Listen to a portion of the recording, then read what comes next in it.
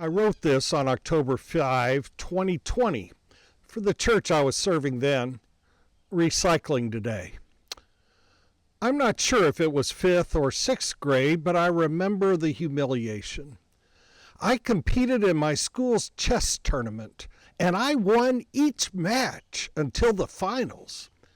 The championship game was played in front of our entire class. My time in the spotlight ended in 4 moves. Before it barely began, it was over. 4 moves. Checkmate. While my classmates were spared the boredom of a long match, I was publicly defeated. Then it got worse. A friend said, "Don't feel so bad, Wallace. He beat everyone else like that.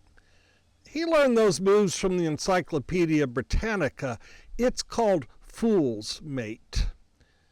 After years of playing chess, I suffered the agony of defeat at the hands of a kid who looked up chess in an encyclopedia, making a fool out of me.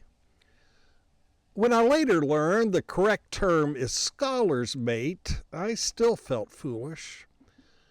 Furthermore, I felt frustration that no one had warned me. Why didn't my friends inform me about how he'd beaten them?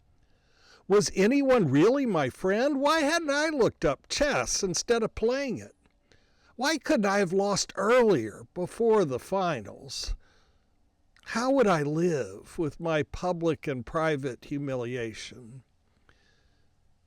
Maybe that's one of my early calls to ministry. In this version of Scholar's Mate, I study the Bible, commentaries, teachings of spiritual leaders, more than many. I spend a lot of my time warning my friends. I am sensitive to listening for the pride and humiliation in others because of my pride and humiliation. I learned life lessons from the consequences of playing childhood chess. Thankfully, the cost of those lessons was low. God offers us choices and consequences in our lives. We are given the choice to learn lessons from our experience or to ignore them.